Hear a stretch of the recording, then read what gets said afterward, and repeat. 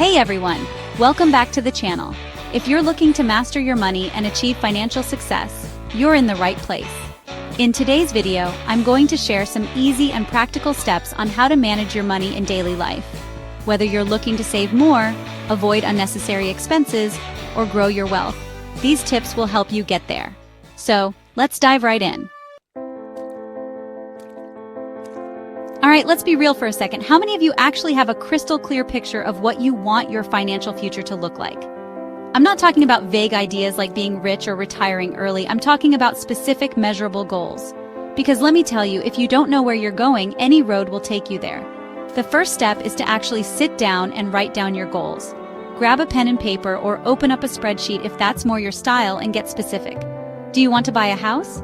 Write down how much of a down payment you need and by when. Dreaming of early retirement? Calculate exactly how much money you need to make that happen. Want to pay off those student loans that have been haunting you since graduation? List them out, along with their interest rates, and prioritize them. Once you have those long-term goals locked in, break them down into smaller, more manageable short-term goals. These smaller milestones will not only make your big goals seem less daunting, but they'll also give you a sense of accomplishment along the way. Alright, let's talk about budgeting. Think of your budget as your financial GPS. Just like a GPS helps you navigate to your desired location, a budget helps you navigate your money towards your financial goals. Without it, you're just driving blind, hoping for the best. A simple and effective method I recommend is the 50/30/20 rule. This means allocating 50% of your after-tax income to your needs, 30% to your wants, and 20% to your savings and investments. Needs are your essential expenses: rent or mortgage payments, utilities, groceries, transportation, and debt payments. Wants are everything else: dining out, entertainment, travel, that new gadget you've been eyeing. And finally, the most important category: savings and investments. This 20% is your key to building wealth, securing your future, and achieving your financial goals. So, get yourself a budgeting app, a spreadsheet, or even just a notebook, and start tracking your income and expenses. Let's talk about the silent wealth killer. It's not some complicated financial instrument or a risky investment strategy. It's something we're all guilty of from time to time: impulse spending. Those seemingly harmless little purchases here and there. That daily latte, the impulse buy at the checkout counter, the online shopping spree because you were bored. They all add up.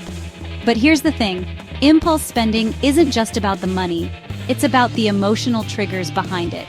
We often turn to impulse purchases for a quick hit of dopamine, a temporary feeling of happiness or satisfaction that quickly fades away. So how do we break free from this vicious cycle of impulse spending? It all starts with awareness. Pay attention to your spending habits and identify your triggers. One of my favorite techniques is the 24-hour rule. Before making any non-essential purchase, give yourself 24 hours to think it over. Another effective strategy is to switch from using credit cards to cash. Remember, every time you resist an impulse purchase, you're making a conscious decision to invest in your future self. We're going to talk about something super important, something that can mean the difference between weathering a financial storm and getting completely drenched by it. I'm talking about building an emergency fund. Now, I know what you might be thinking. Graham, I can barely afford my rent and groceries. How am I supposed to save for an emergency? Trust me, I get it. But the truth is, unexpected expenses happen to everyone. And when they do, you don't want to be caught off guard. Think of your emergency fund as your financial safety net. It's that cushion that will catch you if you fall, preventing you from falling into a deep financial hole that can take years to climb out of. So, how much should you aim to save in your emergency fund? A good rule of thumb is to have 3 to 6 months worth of living expenses set aside. Now, let's talk about where to keep your emergency fund. You want to make sure your money is easily accessible when you need it, so avoid investing it in anything too risky or illiquid. A high-yield savings account or a money market account are great options. These accounts offer higher interest rates than traditional savings accounts, which means your money will grow faster. The important thing is to make saving a non-negotiable part of your budget. Let's be honest, saving money isn't always the most exciting thing in the world. But what if I told you there's a way to make saving completely effortless, even enjoyable? Well, Get ready to have your mind blown, because I'm about to introduce you to the magic of automation. Automation is like having a personal finance assistant working for you 24/7, tirelessly transferring money, paying bills, and investing your money without you even having to lift a finger.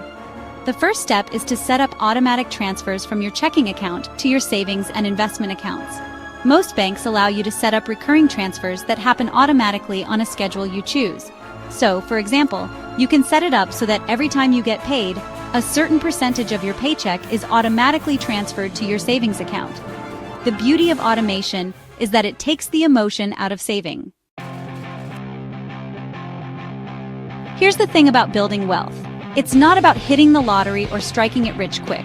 It's about making smart, consistent decisions with your money over time and harnessing the incredible power of compound interest.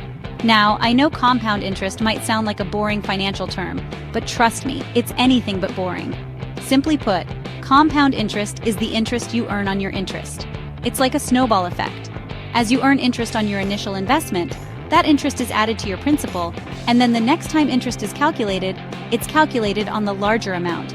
The earlier you start investing, the more time your money has to grow exponentially. Time is your greatest asset when it comes to investing. The sooner you start, the more time your money has to compound and grow. There are plenty of simple, low-cost investment options available, like index funds and ETFs, that can help you get started without needing to be a financial expert. The key is to start small and be consistent.